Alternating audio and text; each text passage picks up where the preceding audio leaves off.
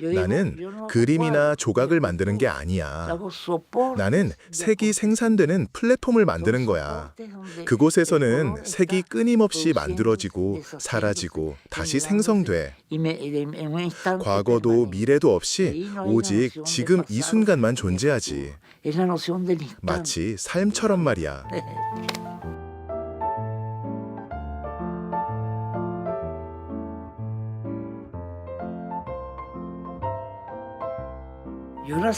나는 1923년에 태어났어. 그때는 1935년까지 이어졌던 고메스 독재 정권의 시기였지. 석유 덕분에 나라의 경제 상황이 변하기 시작할 때였어. 어릴 때 내가 가장 좋아했던 장난감은 연이었어.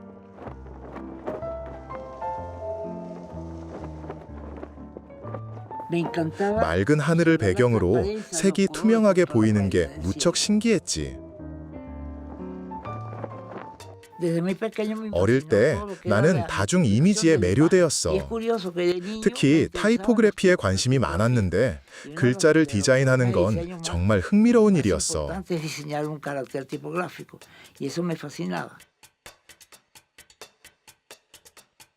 17살 때 나는 아버지에게 예술가가 되고 싶다고 말했어.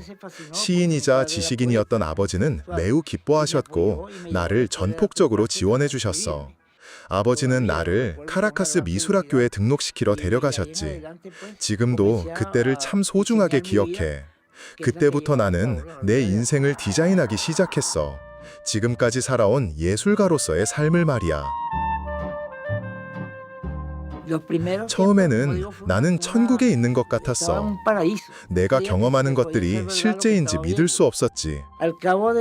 그러나 2년 동안 학교를 다니면서 나는 선배들이 모두 매우 슬픈 삶을 살고 있다는 걸 깨달았어. 그들은 예술은 고통이다, 예술은 비극이다 라고 말했어. 예술 작품은 고통을 통해 만들어준다는 생각을 했지. 그림을 그리는 것이 늘 기쁨이었던 나는 예술가가 아니라고 느꼈어. 그래서 나는 순수 미술 과정을 그만두고 미술사와 응용미술 교사가 되기 위해 공부하기로 했어.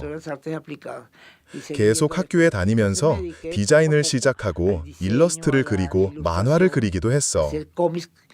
그 후에는 저널리즘과 광고 분야에서 일하게 되었지. 그런 과정에서 많은 정보를 접할 수 있었고 그것이 내가 화가로서 일하는 데 크게 도움이 되었지. 그 직업들 덕분에 나는 그림 그리는 자유를 살 수 있었어.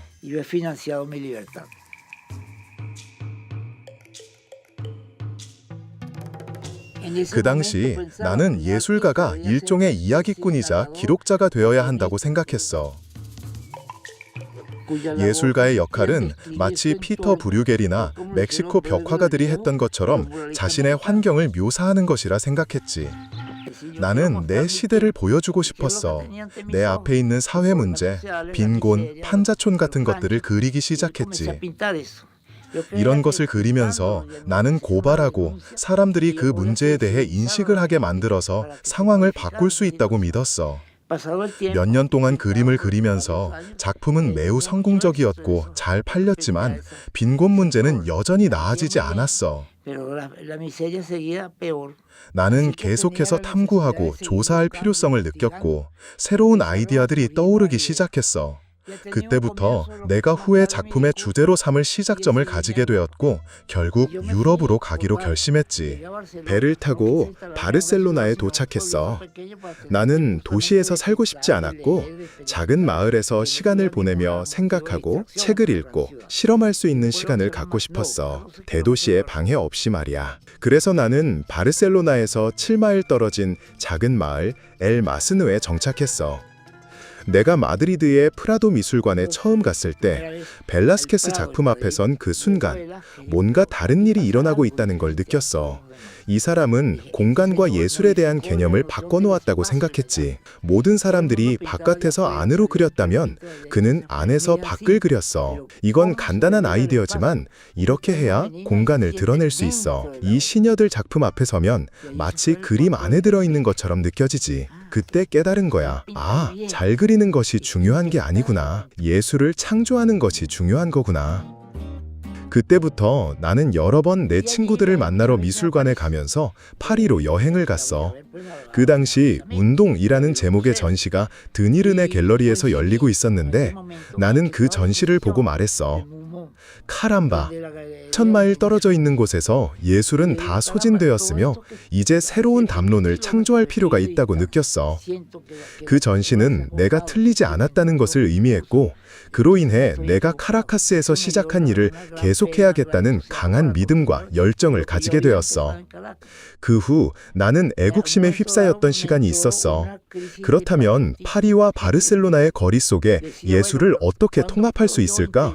이미 모든 것을 다 해왔잖아 라고 생각했지. 유럽에서는 내가 할 일이 없었지만 내 나라에서는 아직 할 일이 매우 많았어. 내가 여기서 뭐 하고 있지? 아니야. 나는 내 나라로 가서 아직 머릿속에 있는 많은 것들을 이룰 거야. 나는 건축가, 개발자, 정치인들과 이야기를 했고 모두가 말했어. 카람바, 정말 멋지네요. 다음 주에 연락할게요. 나는 아직도 기다리는 중이야.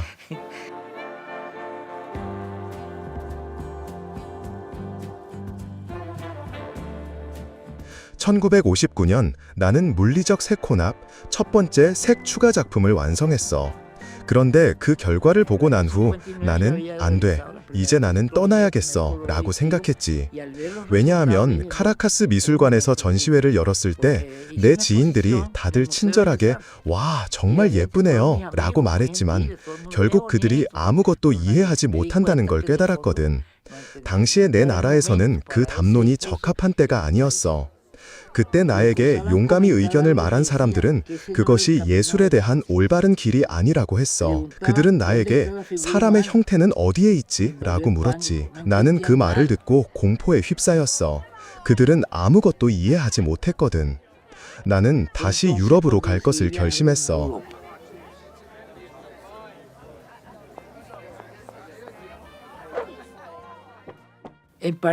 파리에서 나는 내 자신을 마주할 기회를 가졌어. 그것은 중요한 일이지. 파리, 뉴욕, 런던에서는 세계와 비교하면서 글로벌한 사고를 배우니까. 내가 떠나기로 결심했을 때 사람들은 나에게 너 미쳤구나 라고 말했어. 왜냐하면 나는 경제적으로 아주 잘 지내고 있었거든. 하지만 그냥 떠나야만 했어. 그래서 내 아내 미르타에게 정말 감사하고 있어. 나는 그녀에게 이렇게 말했지.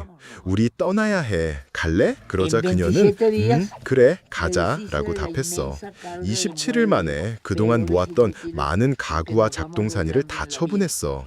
우리는 1960년 8월 말에 프랑스로 떠났지. 처음 몇 년 동안 나는 디자인으로 생계를 이었어. 책, 카탈로그, 포스터를 디자인했고 많은 갤러리와 회사들을 위해 작업했지. 파리에서 디자이너로서 아주 잘 지냈어. 만약 내가 디자이너로서의 경력을 원했더라면 그렇게 했을 거야. 만약 그것이 내 운명이었다면 말이야. 우리는 파리 구구의 한 아파트로 이사했어.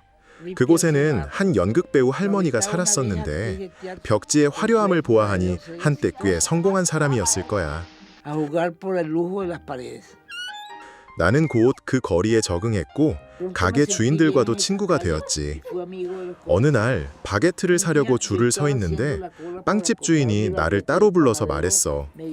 크루즈 디에주 씨, 당신은 전문 예술가잖아요. 제 아내에게 피카소가 왜 위대한 예술가고 다짜가 아닌지 좀 설명해 줄 수 있나요? 그때부터 나는 이런 흔한 질문에 몇 초 만에 대답하는 법을 배웠어. 왜냐하면 줄을 선 손님들이 점점 늘어나고 있었거든. 그래서 나는 이렇게 말했어. 피카소는 예술에서 새로운 언어를 발명했어요.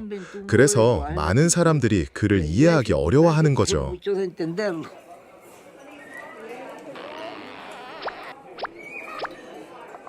내가 파리에서 한 일은 1959년 카라카스에서 이미 실험하고 발견한 것들을 더 많이 실험하며 새로운 해결책을 찾는 것이었어.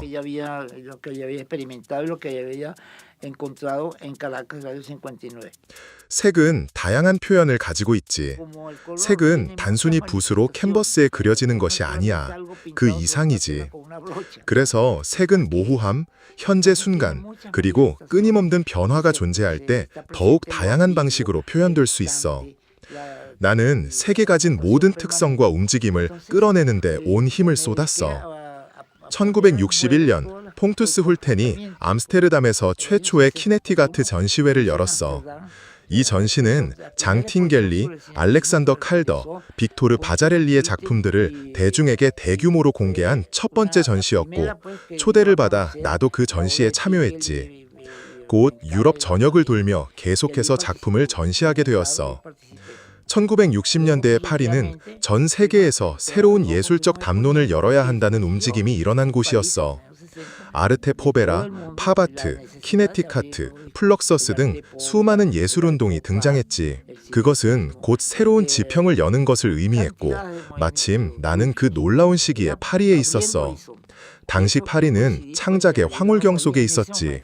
내 첫 번째 개인전은 1965년 세느 강변에 있는 케르샤슈 갤러리에서 열렸어. 그 후에는 드니즈 르네 갤러리에서도 전시를 하게 되었지. 1959년에 처음 물리적 색상의 작업을 시작했을 때 이 정도 크기의 작품을 만드는데 20일이 걸렸어. 그런데 머릿속에서는 계속 새로운 아이디어들이 폭발적으로 떠오르는 거야.